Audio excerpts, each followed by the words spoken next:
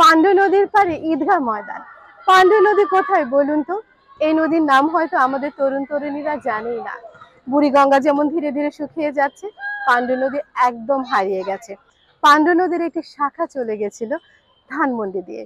সেই শাখার পাড়েই নির্মিত হয়েছিল মোগল সময়ে এই ধানমন্ডি শাহী ঈদগাহ, যেটি নির্মাণকাল 1640 খ্রিস্টাব্দে।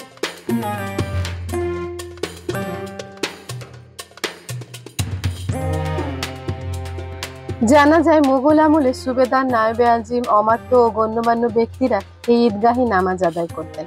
মূল শহর থেকে অর্থাৎ পুরনো ঢাকা থেকে বেশ দূরে ছিল ঈদগাহটি। গবেষক লেখক অধ্যাপক মুনতাসির মামুন উল্লেখ করেছেন, এর পাশ দিয়ে তখন বয়ে যেত পান্ডু নদীর একটি শাখা।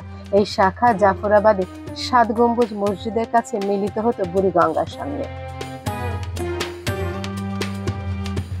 সেই মোগল আমল থেকে শুরু করে এখানে ঈদের নামাজ আদায়ের কথা জানা যায়।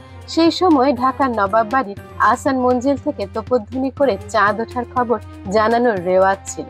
ঈদের দিন নানা রঙের পতাকা হাতে নিয়ে ঈদ মিছিল সহকারে ধানমন্ডি ঈদগাহে নামাজ পড়তে যাওয়া হতো। এরপরে কালের পরিক্রমায় অনেক পরিবর্তন এসেছে ঢাকার, হারিয়ে গেছে অনেক কিছু।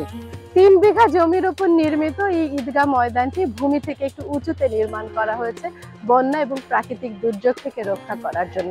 মোগল সময় থেকে আজ অবধি এখানে প্রতি বছরই ঈদের নামাজ আদায় করা হচ্ছে। কেন্দ্রীয় মেহরাবের উপর একটি শিলালিপি আছে। এই শিলালিপির অনুবাদ করেছি প্রত্নতত্ত্ববিদ আবুল কালাম মোহাম্মদ জাকারিয়ার বইতে। তিনি লিখেছেন, ঈদগাহটি নির্মাণ করেছিলেন মীর আবুল কাশেম 1640 খ্রিস্টাব্দে। সম্রাট শাহজাহানের ছেলে শাহ সুজা ছিলেন তখন বাংলার সুবেদার, তার দিওয়ান মীর আবুল কাশেম। 4 কোণে রয়েছে 4টি অষ্টভুজাকৃতির বুরুজ। ঈদগাহের মোট জমির পরিমাণ 3.5 বিঘা। 1981 সাল থেকে প্রত্নতত্ত্ব অধিদপ্তর এটিকে পুরাকীর্তি হিসেবে সংরক্ষণ করে আসছে। প্রায় 400 বছরের পুরনো মোগল এই স্থাপত্যটি দেখে আপনাদের নিশ্চয়ই ভালো লেগেছে।